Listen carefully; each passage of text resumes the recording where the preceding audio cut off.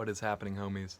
Twelly here, back with another basement vlog that's kind of just shot in one take, and it's going to be a little rambly. My apologies, not really edited at all.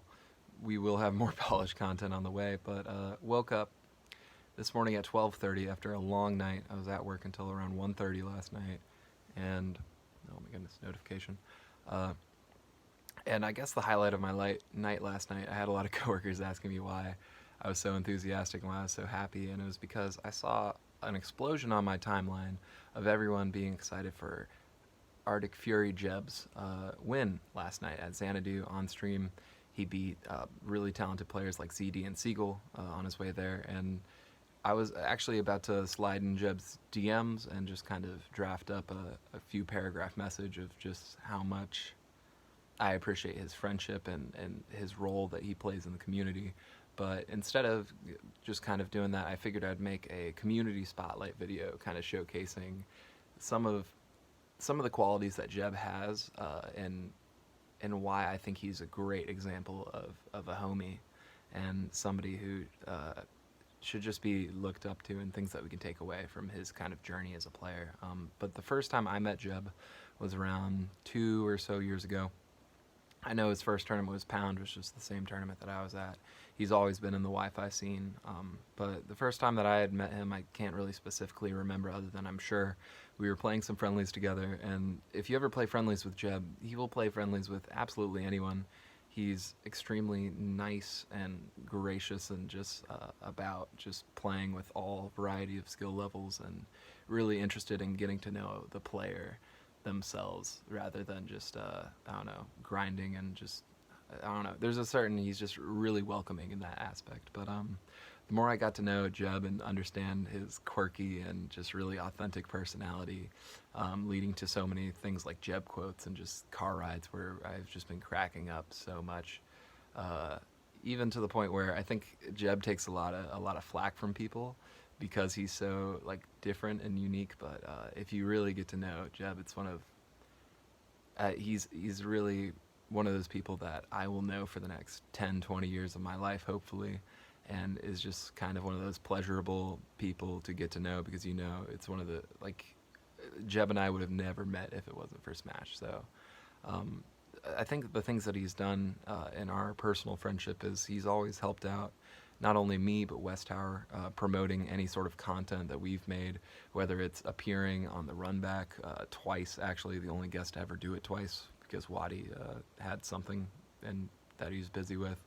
But also, I mean, he made the logo to the West 12 channel. He's always made really nice graphics and banners and different things for us if we ever needed him to, which, by the way, check out JeBB's banners. I've always plugged his banners because they are extremely nice. He's swagged out all of Virginia, using his talents to kind of promote other people and make sure that they feel like their, Twitter is professional looking, and it makes you just, I don't know, look and feel like $1,000,000.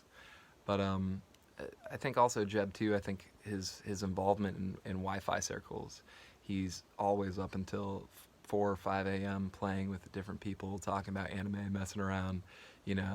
He's a really good example for a lot of people, whether it's Lucas mains. He's always sharing tech, giving advice. But also, I think one of the best storylines that we've seen out of the past 12 months has been JeBB's escalation, his rise to being one of the top Bayonettas in our region. And like, watching JeBB's Bayonetta, because once again, it was a character where if he ever failed, we all gave him really slack at the start, even though it's a kind of a hard character to really switch over to. And if it ever was successful, we would all say that he's overrated because he was picking a character that was, top tier or whatever. So he kind of, I don't know, became a scapegoat for a lot of people's frustrations and whatever, and undeservedly so, because JeBB is once again one of the most wholesome people that I have had the pleasure of coming across. But watching him be able to talk through his own gameplay and silence some of the people that were ridiculing him, and I think once again last night was a great example of him just, I don't know, just kind of rising past that all and making high-level placements. He's made really good runs at nationals and other things too with Bayonetta, but also he's a really good example of a co-main, somebody who still uses Lucas in a lot of matchups. And even fundamentally from a play style, I love Jeb's play style. It is extremely smart, calculated, intentional, and a lot of times defensive. But he's taken ownership of that, and even will do the craziest, most swaggy, like nutty things that I've ever seen with Lucas or Bayonetta. But I don't know. He's one of those people that, once again, it comes down to those core things of he's always been a homie since day one, always inviting, welcoming to the scene.